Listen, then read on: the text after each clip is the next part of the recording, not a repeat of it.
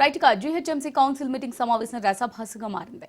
Mayor Gadwal Vijayalakshmi అధ్యక్షతన council సమావేశం ప్రారంభం కాగా సమావేశం మొదలైన వెంటనే గందరగోళ పరిస్థితి నెలకొంది. ముందుగా బడ్జెట్ ప్రవేశపెడతామని మేయర్ చెప్పగా అందుకు బీఆర్ఎస్ బీజేపీ కార్పొరేటర్లు ససేమిరా అన్నారు.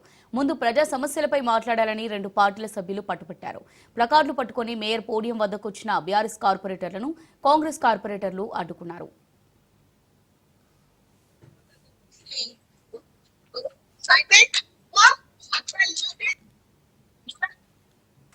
Restricting. Everybody is restricting. First, you try. Thank you. కూర్చోండి అన్న. Thank you. సరే తప్పకుండా మీరు కూర్చోండి నేను చెప్తాను. All of you please say we are భయం నా ఏం వేల కోట్ల రూపాయల అప్పులు తీసుకుపోయింది మరి ఎంఎక్స్ గారి ఎంపీ ఉంటే ఆ నియోజకవర్గాన్ని ఎక్కువపోయేసి Sweet. I think restricting. Everybody is restricting. First, you try. Thank you. కూర్చోండి అన్న. Officer is here. Yes. Reddy garu కూర్చోండి please go and sit in your places. It's an opportunity we got after 3 months fighting between the we're all here all we've already told them one person at మీరు ఇంకొక person మీరు రాలేదు వెళ్ళిపోండి మీరు వెళ్ళిపోండి. కాంగ్రెస్ కార్పొరేటర్లు CN Reddy, బాబా Fasiuddin BRS సభ్యుల నుంచి ప్లకార్డులు లాక్కుని చించేశారు. ఈ క్రమంలో బీఆర్ఎస్ కాంగ్రెస్ కార్పొరేటర్ల మధ్య తీవ్ర వాగ్వాదం చోటు చేసుకుంది. ఇరు పార్టీల కార్పొరేటర్లు ఒకరినొకరు తోసేసుకున్నారు. సమావేశం మొదలైన 5 నిమిషాల్లోనే తీవ్ర గందరగోళం నెలకొనడంతో మార్షల్స్ కౌన్సిల్ మీటింగ్లోకి ప్రవేశించారు. బీఆర్ఎస్ కాంగ్రెస్ కార్పొరేటర్లు ఒకరినొకరు తోసుకోవడంతో పాటు దుర్భాషలు ఆడుకున్నారు. మేయర్ పోడియంపై బీఆర్ఎస్ సభ్యులు ప్లకార్డులు విసిరారు. వెంటనే మార్షల్స్ అక్కడికి చేరుకుని బీఆర్ఎస్ కార్పొరేటర్లను అరెస్ట్ చేసి పోలీస్ స్టేషన్కు తరలించారు.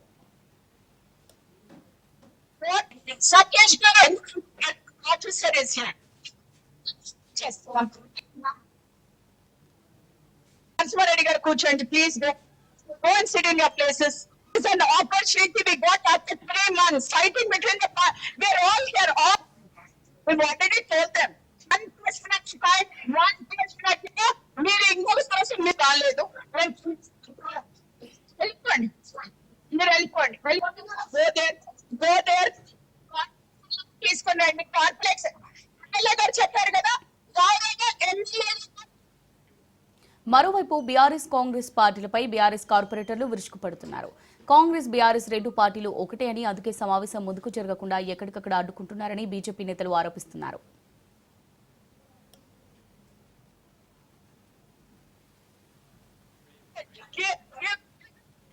దీంతో విచక్షణాధికారంతో బడ్జెట్ ఆమోదిస్తున్నట్టు మేయర్ ప్రకటించారు.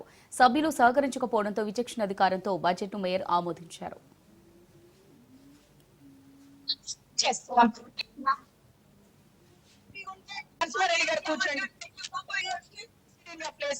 It's an opportunity we got after 3 months fighting between the we're all here all we've already told them. అంతకుముందు బీజేపీ కార్పొరేటర్లు జీహెచ్ఎంసీ ఆఫీస్ వద్ద నిరసన వ్యక్తం చేశారు. జీహెచ్ఎంసీ ఆఫీస్ గేటు ముందు భిక్షాటన చేస్తూ నిరసన తెలిపారు. డివిజన్లకు ₹1 కూడా నిధులు విడుదల చేయడం లేదని మండిపడ్డారు. బడ్జెట్లో కేటాయిస్తున్న నిధులు ఎక్కడికి పోతున్నాయని ప్రశ్నిస్తున్నారు. అభివృద్ధి పనులకు నిధుల కోసమే భిక్షాటన చేస్తున్నామన్నారు. ఇక దీనికి సంబంధించి మరిన్ని డీటెయిల్స్ మా రిపోర్టర్ రాజు అందిస్తారు.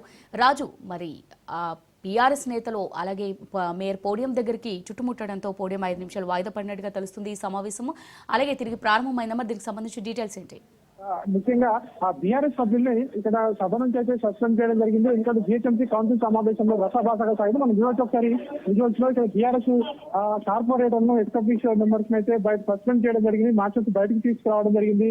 సో వాళ్ళను ఇక్కడ ప్రత్యేకంగా ఇక్కడ బస్సుల్లో ఎక్కించుకొని అయితే బయటకు తీసుకెళ్తున్న పరిస్థితి మనకు కనిపిస్తా ఉంది. సరే, సో మనం చూస్తా ఉన్నాం ఇక్కడ బీఆర్ఎస్ కార్పొరేటర్ అయితే జీహెచ్ఎంసీ ఆఫీస్ నుంచి సో ఇక్కడ మార్చర్స్ బయటకు తీసుకురావడం జరిగింది. పోలీసు వాళ్ళను బయటకు తీసుకుపోతున్న పరిస్థితి మనం చూస్తా ఉన్నాము.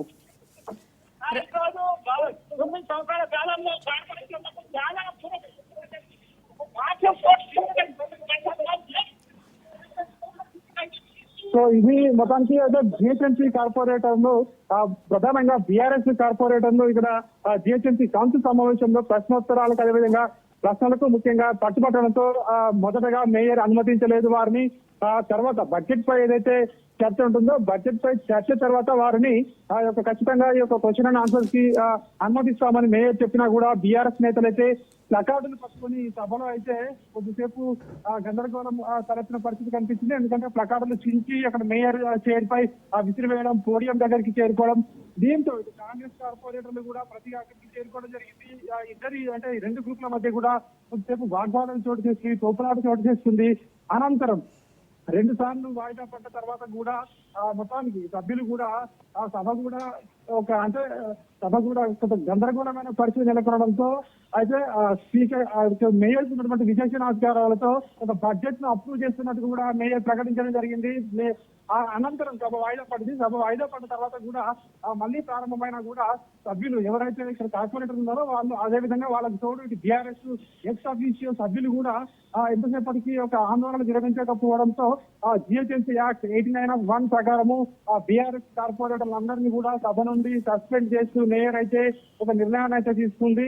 సో ఈ మేరకు మార్షల్స్ బీఆర్ఎస్ కార్పొరేటర్లను ఎక్స్ అఫీషియల్ మెంబర్లు అందరినీ కూడా బయటికి పంపించడం జరిగింది. అనంతరం వారిని పోలీసు జీబుల్లో ఎక్కించుకొని బయటికి తీసుకుని వెళ్ళడం జరిగింది. దగ్గరున్న పోలీస్ స్టేషన్లకు అయితే వారిని తీసుకోవడం జరిగింది. ఎందుకంటే బయటకు కూడా వారిని ఆందోళన చేస్తున్న పరిస్థితిలో వారిని ఇక్కడి నుంచి అయితే పోలీసులు అయితే తరలించిన పరిస్థితి కనిపిస్తా ఉంది. మొత్తానికైతే ఈ రోజు ఏదైతే సభ్య సమావేశం ఉందో బడ్జెట్ పై ఏదైతే ఆమోద ముద్ర వేసేందుకు జిహెచ్ఎంసీ ఈ రోజు ఏర్పాటు చేసేటువంటి సమావేశం అయితే మొత్తానికి గందరగోళ పరిస్థితులు అయితే నెలకొన్నాయని చెప్పవచ్చు. ఒకవైపు బీజేపీ కార్పొరేటర్ల నిరసన, మరొకవైపు బీఆర్ఎస్ కార్పొరేటర్ల నిరసన, ఒకవైపు కాంగ్రెస్ కార్పొరేటర్లు ప్రతిగా ఇటు బీజేపీ ఇటు బీఆర్ఎస్ నేతలపై స్లోగన్లు అంటే ఒకరి పార్టీపై ఒకరు కూడా ఇటు కేసీఆర్ అదేవిధంగా రేవంత్ రెడ్డిలపై కూడా ఇటు డౌన్ అంటే కూడా ఇటు ప్రధాన పార్టీలు అటువంటి కార్పొరేటర్లు అయితే నిరసన అయితే వ్యక్తం చేసిన పరిస్థితి అయితే కనిపిస్తా ఉంది మనకి.